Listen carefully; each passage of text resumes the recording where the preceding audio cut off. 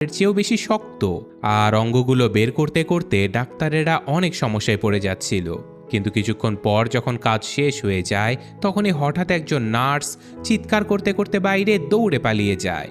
ডাক্তারেরা দ্রুত অপারেশন থিয়েটারে গিয়ে দেখে যে সেই রোগীটা পুরোপুরি ছাই হয়ে উধাও হয়ে যাচ্ছে। তো যাই হোক, এই ঘটনার পরে সেই লোকটার হার্ট অ্যানা নামের একজন যুবতী মেয়েকে দিয়ে দেয়া হয়। তো অদ্ভুত ব্যাপার হলো, অ্যানার শরীর খুব ভালোভাবেই সেই হার্টটাকে গ্রহণ করে নেয়। সে তো খুবই দ্রুত সুস্থ হয়ে ওঠে, আর দু একদিনের মধ্যেই হাসপাতাল থেকে তাকে বাড়িতেও পাঠিয়ে দেয়া হয়। কিন্তু অবাক করার মতো ব্যাপার হলো যে অ্যানার হাতে একটা গোল চিহ্ন চলে আসে। এই চিহ্নটা দেখতে অনেকটা ট্যাটুর মতো মনে হচ্ছিল, কিন্তু অ্যানা এমন কোনো ট্যাটু কখনোই করায়নি। তো যাই হোক, অ্যানার বাবা ছিল একজন টাইকন্ডো মাস্টার, যে কিনা একটা জিমও চালায়। এখানে অ্যানার ছোটবেলা থেকেই টাইকন্ডো শেখার খুবই শখ ছিল, কিন্তু এরপর একটা ম্যাচে